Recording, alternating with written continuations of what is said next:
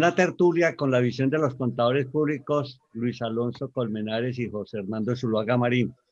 Tenemos hoy como invitada especial la doctora Luzmila Vargas Herrera, es directora jurídica de la Junta Central de Contadores, abogada especializada en Derecho Disciplinario y Financiero y experta en Derecho Sancionatorio Contable. Precisamente, hoy vamos a tratar los temas que se refieren a las sanciones o procesos disciplinarios. La doctora Luzmila pues, es una persona reconocida en el ejercicio de la profesión contable precisamente a partir de su experiencia. Pero mire, a mí me parece que esta es la mejor oportunidad que puedo yo tener para dejar una constancia que yo creo que usted la va a compartir conmigo con todo el respeto. Y es expresarle mi gratitud a la doctora Luzmila por las 2 ocasiones en las cuales yo presidí el Tribunal Disciplinario. Lo integré durante 6 años, pero en 2 ocasiones lo presidí de manera consecutiva, el único en la historia de la Junta Central de Contadores, que con su apoyo, y yo creo que usted lo sintió, doctor Zuluaga, mientras integró también el Tribunal Disciplinario, fundamental, era imprescindible. La mano derecha.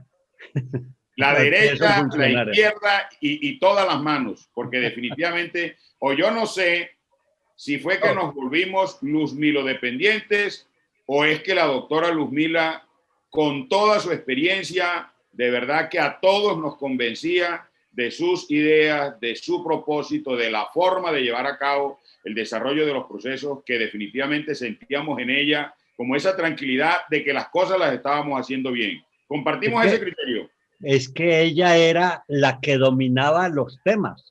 Entonces, cualquier cosa que fuéramos nosotros a definir en el tribunal tenía que pasar por las manos de la doctora Luzmila. Nunca se quedó una pregunta sin responder, por lo menos en mi caso, doctor Zuluaga.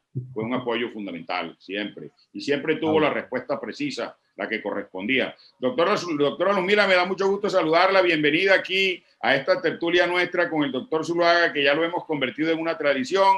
Y discúlpeme, por favor, no se vaya a molestar conmigo por lo que acabo de plantear, pero es que necesariamente uno tiene que ser agradecido en la vida. Eso forma parte de mi manera de ser y además de eso hacerlo público a través de este medio, ya que el doctor Zuluaga, a través de los canales de Actualícese, nos da la oportunidad. Muy amable y bienvenida. Muchas gracias por la invitación y muchas gracias por ese reconocimiento y esas palabras.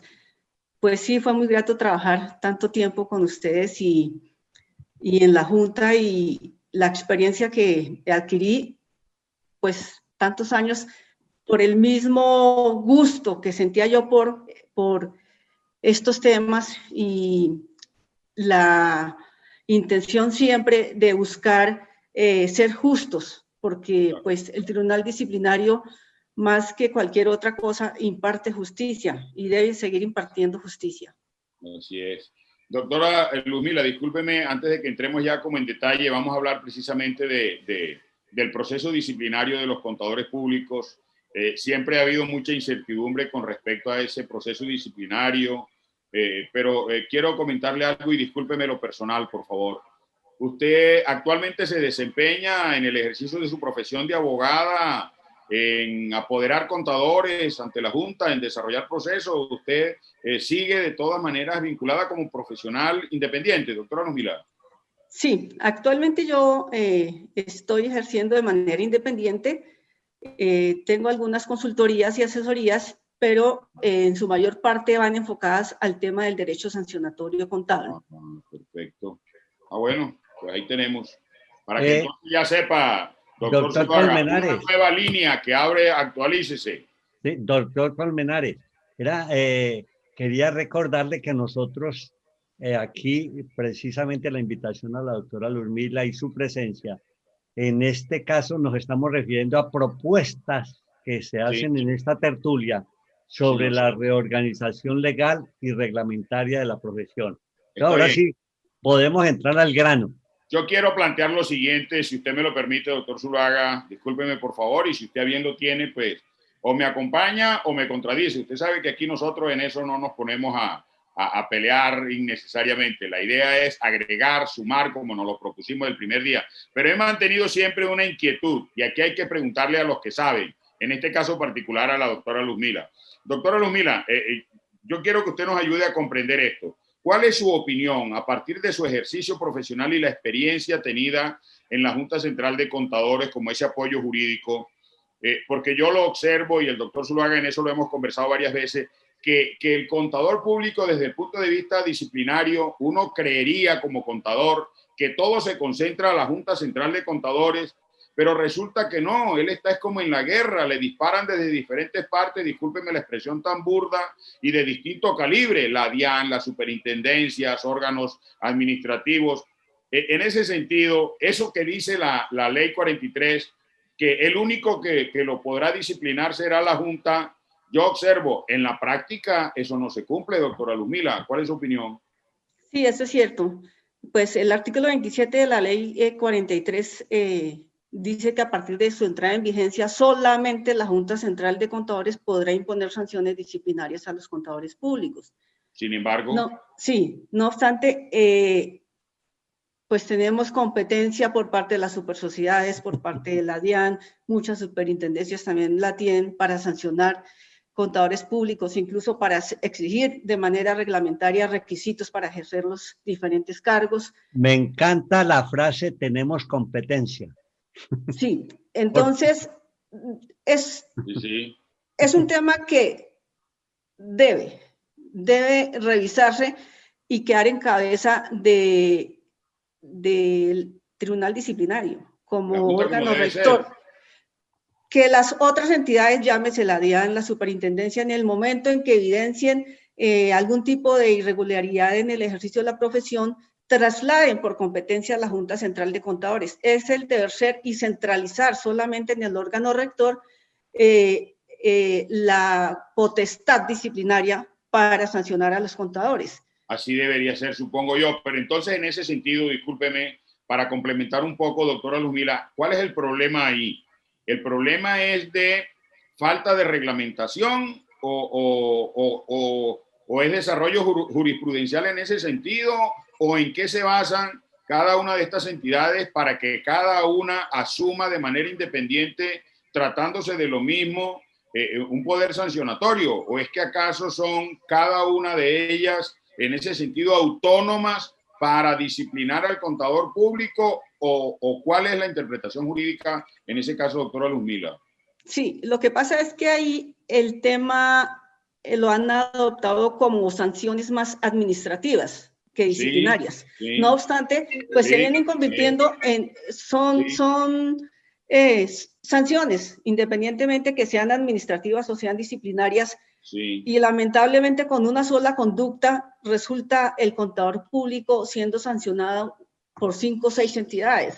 Sí. Digamos que aquí debería prevalecer ya en la esfera de la jurisdicción penal, porque ya sería un asunto diferente, esas dos tipos de posibilidades de sanción, por un lado la disciplinaria, por otro lado la penal, y unificar todo tipo de sanciones administrativas que están actualmente en las diferentes entidades, superintendencias y DIAN, en cabeza del Tribunal Disciplinario.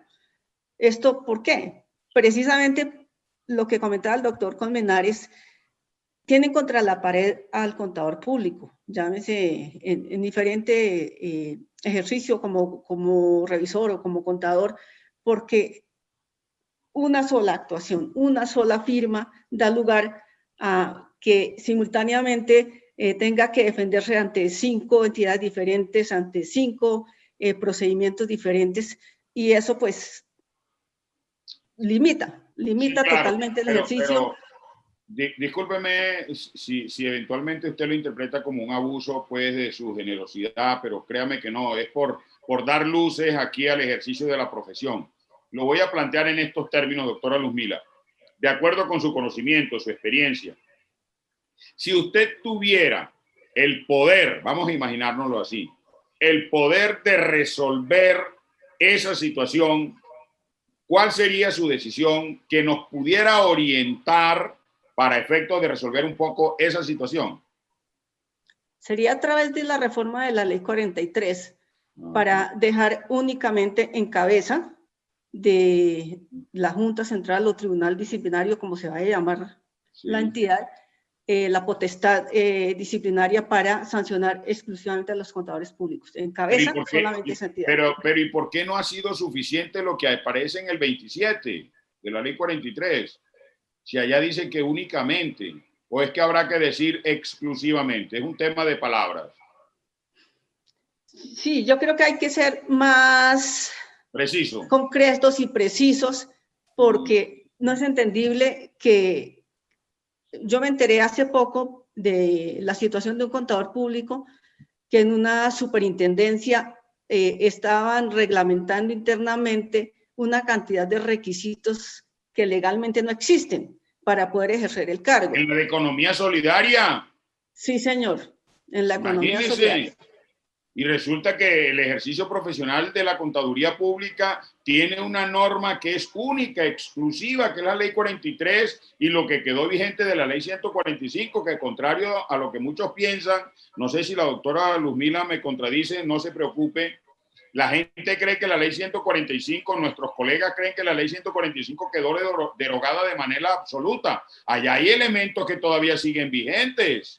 Sí. Que de manera expresa la ley 43, ni siquiera tácitamente quedaron derogados, a muchas cosas que de ahí continuaron. Y finalmente, bueno, lo que uno siempre conoce, que es nuestro reglamento, la ley 43 de 1990. Ahora, si en aras de reglamentación fuera, no es la superintendencia la que puede reglamentar la ley 43, porque quien debe reglamentar las leyes, eso nos lo enseñan desde primer semestre a los contadores públicos, y bueno, en su caso es su objeto de estudio y tiene mucho más conocimiento que yo, no hay que dudarlo. Quien reglamenta las leyes es el gobierno, entonces, ¿por qué una superintendencia va a reglamentar una ley, doctora Luzmila? De acuerdo. ¿Entiende eso? Sí, lamentablemente ahí habría que hacer un frente común de la profesión para que sea solamente a través de un estatuto orgánico de la profesión que se centralicen las competencias. Sí.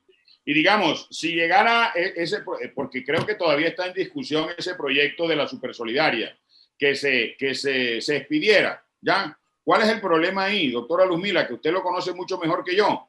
La presunción de los actos administrativos, y entonces uno no puede quedar sometido a un principio que, como la norma está vigente, se aplica y mire a ver usted, haga lo que quiera, porque de todas maneras hay un abuso, o no sé qué piensa usted.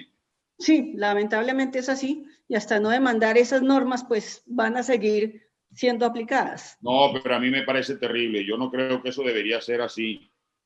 Entonces, doctora Luzmila, a ver, por lo que yo puedo inferir en razón a sus explicaciones, no sé qué pensará el doctor Zuluaga en ese sentido y si tuviera algún comentario al respecto, pues que nos lo pudiera comentar a partir de su experiencia personal, porque el doctor Zuluaga, su tarjeta es 4.000, imagínense. ¿Ah? Parece que fue ayer. La mía es 30.000. ¿Usted se imagina la diferencia de experiencia que hay allí? Por eso yo lo reverencio tanto. Eso es una institución en la profesión contable. Doctora Luzmila, ¿conoce usted que se hayan presentado muchas sanciones distintas a las de la Junta Central de Contadores para los contadores? A nivel de las supersociedades y a nivel de la DIAN prácticamente son las que más tengo conocimiento. Sí. Sí. A ver si entiendo, doctora Luzmila, entonces, con lo que nos viene explicando muy amablemente.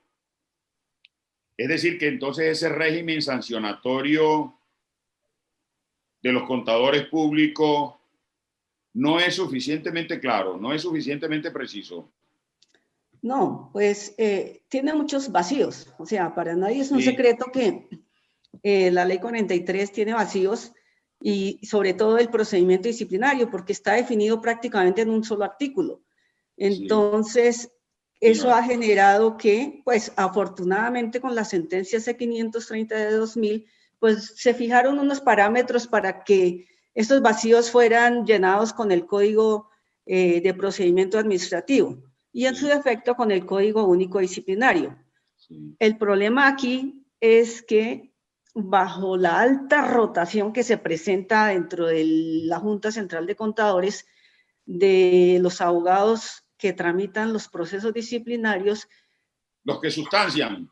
los sustanciadores, Sí. operadores disciplinarios, Sí. pues por su alta rotación y falta de experiencia, no tienen en cuenta los antecedentes, porque aquí hay que irse desde la ley 145 para poder entender cómo se debe aplicar este procedimiento.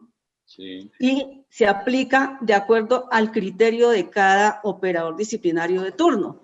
No hay una unificación de criterio y como de identidad del tribunal disciplinario, quien es quien adopta las decisiones y el competente para tomar las decisiones. Entonces, aquí se está entrando en un problema gravísimo y es que las decisiones no se están adoptando bajo una precedente, bajo un criterio unificado del tribunal, sino bajo el criterio independiente de los abogados y operadores disciplinarios de turno. Eso Pero ahí hace se está, en eso se desnaturaliza entonces el derecho allí porque es que pierde la objetividad. Totalmente. Entonces uno encuentra decisiones en un proceso totalmente adversas y contrarias por la misma situación que en otro proceso. Claro, ¿sí? eso es un lío, eso es un problema, porque entonces sobre la base de una misma conducta, uno pensaría que tratándose más o menos de la misma conducta ya hubiera habido alguna decisión al respecto, porque ya se haya procesado a un contador público y resulta que uno pensaría que lo mismo pudiera aplicarse más o menos en el mismo sentido y está entonces uno expuesto a lo que resuelva el dignatario de la Junta. Y más que el dignatario, sí, son los criterios del operador disciplinario directamente. Y uno encuentra criterios totalmente contrarios para una misma situación, que debería ser fallada, es por el tribunal. ¿sí? Es una sola entidad la que tiene que fallar y donde se deben unificar los criterios.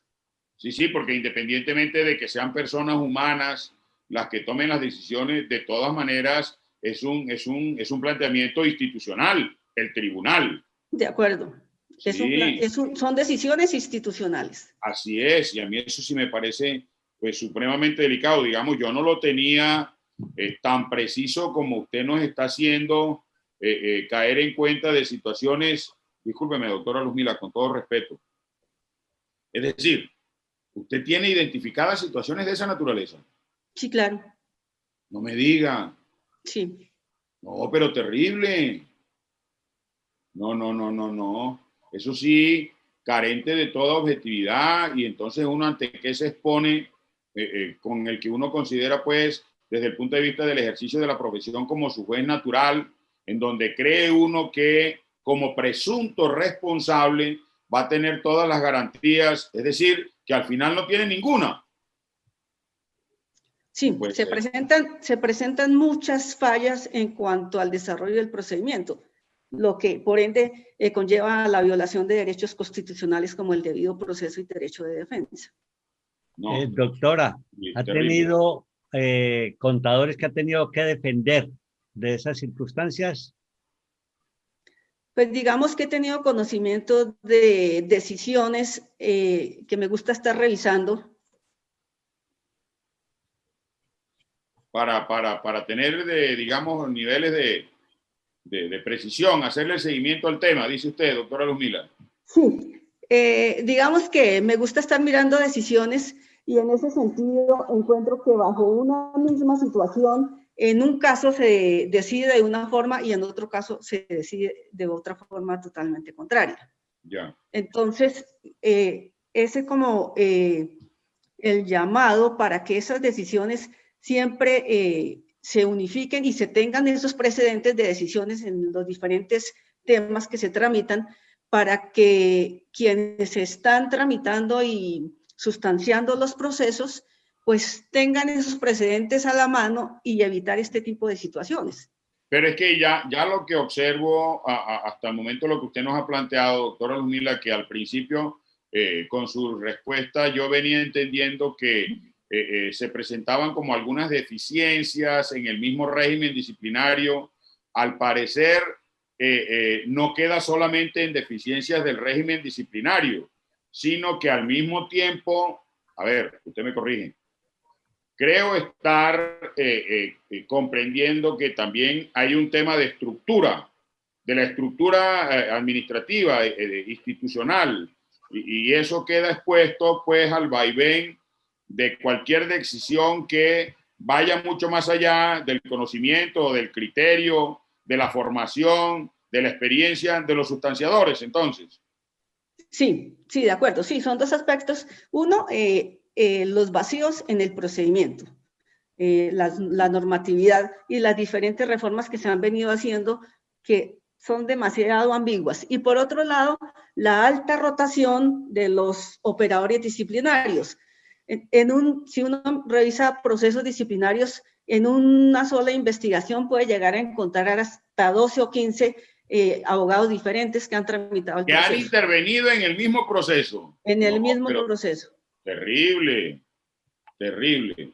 Eso hace que las decisiones, pues obviamente, sean tan diferentes por una misma situación. Claro, porque cada uno va a llegar ahí con un criterio eventualmente. Y eso hace difícil una unidad de desarrollo, una orientación en un mismo sentido, ¿no le parece?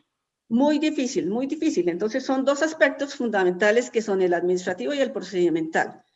Y aquí hay que agregarle un aspecto que ha sido de público conocimiento y es la falta de claridad respecto de las funciones que debe desempeñar el director general frente a las funciones que debe desempeñar el tribunal disciplinario. Aquí hay como un choque entre esas dos funciones y actualmente, pues ya desde hace varios años, el director general de la unidad administrativa viene asumiendo funciones que le competen al tribunal disciplinario, que por ley le competen al tribunal disciplinario. Eso conversábamos en alguna ocasión con el doctor Zuluaga y pues coincidíamos en ese tema. Yo a él le causaba mucha risa que yo le decía que ahí lo que hay es una bicefalía, es decir, dos cabezas allá innecesario y que fue una gran oportunidad que perdió el desarrollo, que creo que todavía se puede corregir, de la ley 1314, porque a mí me parece que ese es un tema que se puede resolver. Yo no sé qué opinión tenga la doctora Luzmila, porque nunca la he escuchado en ese sentido, y si nos pudiera, al margen de esto, plantear de manera concreta su opinión. Yo siempre he creído que eso es un tema sencillo de resolver. ¿Y cuál sería la forma? Hombre, que el director de la unidad administrativa especial presida con voz, pero sin voto, el tribunal y asuma la responsabilidad de la gestión del tribunal. Porque aquí en estos momentos el director de la unidad administrativa especial se puede descolgar en no asumir responsabilidades de la eficiencia del tribunal. ¿Y por qué? No, porque yo no presido eso. Y yo además lo integro sin voto, perdón. Y eso lo podría de alguna manera sustraer de cualquier responsabilidad. ¿Usted qué opinión tiene sobre eso, doctora Luzmila? Disculpe. No, para mí, yo pienso que se deben separar la función administrativa de la entidad con la función disciplinaria. La función disciplinaria, de hecho, legalmente, para mí está claro. Las funciones previstas en el artículo 20 de la ley 43 están vigentes y están en cabeza de la Junta Central de Contadores, entendiéndose como tal el cuerpo colegiado, el tribunal disciplinario. La Junta Central de Contadores no es la unidad administrativa, es el cuerpo colegiado, el que tiene la facultad y potestad disciplinaria y a quien se le otorgaron las funciones señaladas en el artículo 20 de la ley 43. Eso no ha cambiado. Es que yo no contradigo eso, doctora Luzmila. Yo lo que digo es, para evitar, porque usted lo ha planteado bien, esa pugna entre director y presidente, yo creo que manteniendo precisamente esas dos funciones administrativas de la disciplinaria, manteniéndolas como debe ser, porque además debe ser así, me parece a mí que esa pugna la podríamos evitar si el mismo director presidiera el tribunal, porque tampoco podemos negar que de cualquier manera en términos de gestión, el desarrollo de la gestión del tribunal depende necesariamente del compromiso que tenga el director de proveerle todos los medios necesarios para que cumpla con la función que le corresponde. Si esa responsabilidad se concentra en el director, a mí me parece que la situación es distinta, porque es que no podemos seguir en esa precisamente división allí de el presidente y el director. Eso nunca nos va a resolver nada y lo que hay es que buscar la manera más bien de resolver la situación. Sí, no, en principio yo no estaría de acuerdo con que la misma persona sea quien adopte decisiones administrativas y en cabeza del mismo director esté la potestad disciplinaria, pues como presidente de un tribunal. No lo veo como una función que pueda garantizar la justicia que debe impartir un tribunal. Pero no tendría la potestad disciplinaria en lo que yo planteo, doctora Luzmila, porque es que allí podría participar, sí, pero vos, sí la para orientar, distribuir los procesos, asignarlos, las funciones del presidente, ¿usted se acuerda? Sí, pero como presidente también está adoptando decisiones disciplinarias. No, es que no vote, precisamente, solo con voz. Acuérdese que cuando yo presidí la Junta y que a todos les sorprendió, allá había una costumbre que el presidente no llevaba procesos. Yo, ¿cómo así? ¿Por qué? No, señor, a mí me asignan mis procesos. ¿Cuál es el problema? También lo puedo llevar a cabo y así lo hice siempre. A usted le consta. Pero yo digo que aquí es más precisamente seguir con esa función administrativa, presidiendo el tribunal, es mi planteamiento. Con voz, pero sin voto. ¿Para qué? Para que se comprometa a que a los dignatarios del tribunal se le provean todos los medios que le permitan cumplir eficaz y eficientemente esa función de jueces. Porque es que en este momento lo que sucede es que se puede descolgar, digámoslo así muy coloquialmente, y no asumir ninguna responsabilidad allí. Y a mí me parece que eso no está bien tampoco. Sí, pero no comparto esa...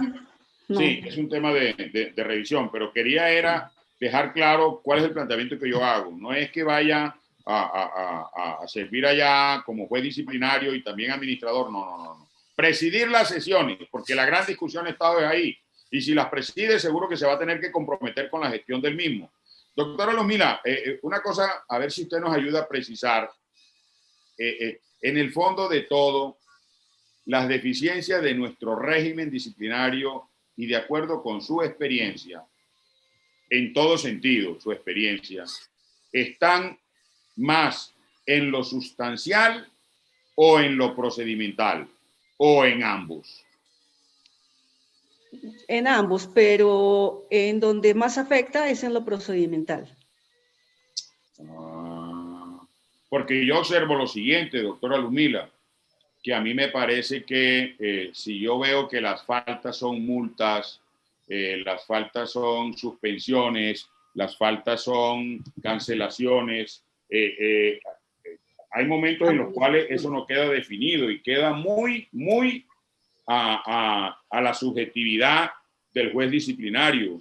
En eso creo que la ley, nuestra ley, no agotó el tema. No sé qué piensa la doctora Luzmila. Sí, no, es que no se han definido las faltas. En la ley 43 no están definidas.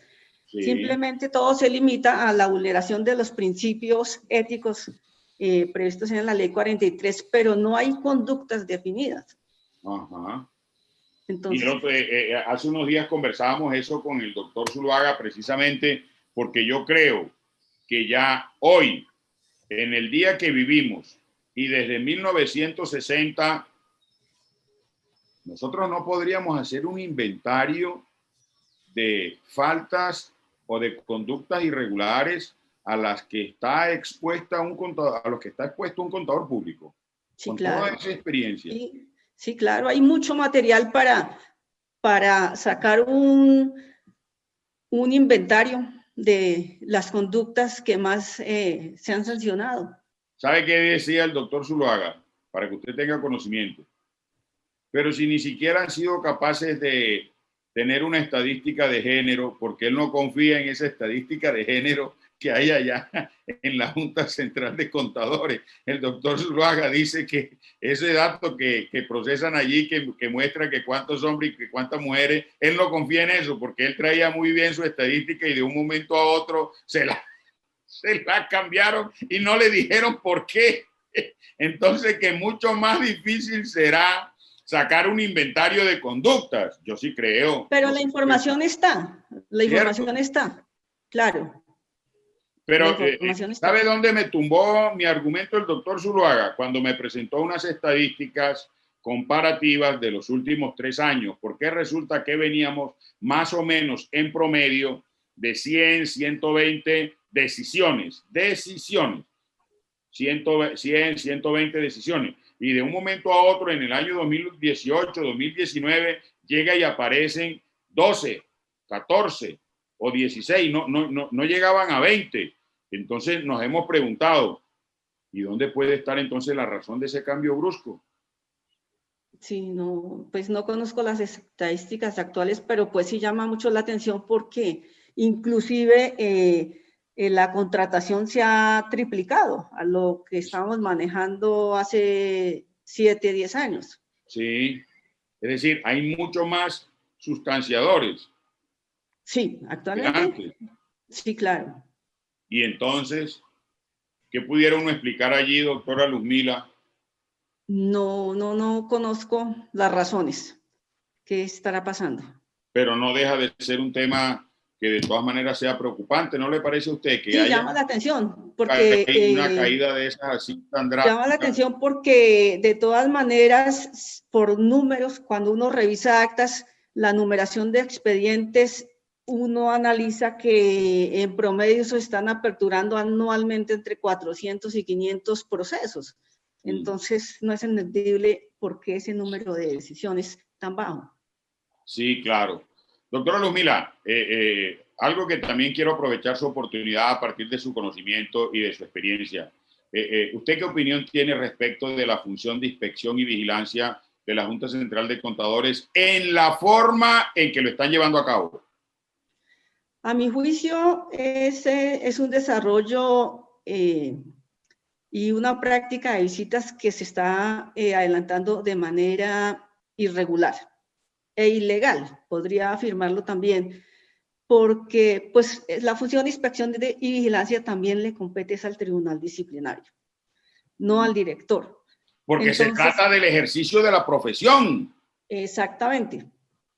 Entonces, sí, ese tipo de visitas que no solamente se le están haciendo a las sociedades de contadores, sino que ahora se le están haciendo al contador público, persona natural, pues por un lado los tiene contra la pared súper asustados, ¿por qué me están llamando? ¿Por qué me van a hacer visitas? ¿Por qué me requieren toda esa información? ¿Por qué les piden el número de clientes, los datos de los clientes? Una cantidad de información que pues, no tiene uno, digamos que dice, ¿qué sentido tiene pedir esa información?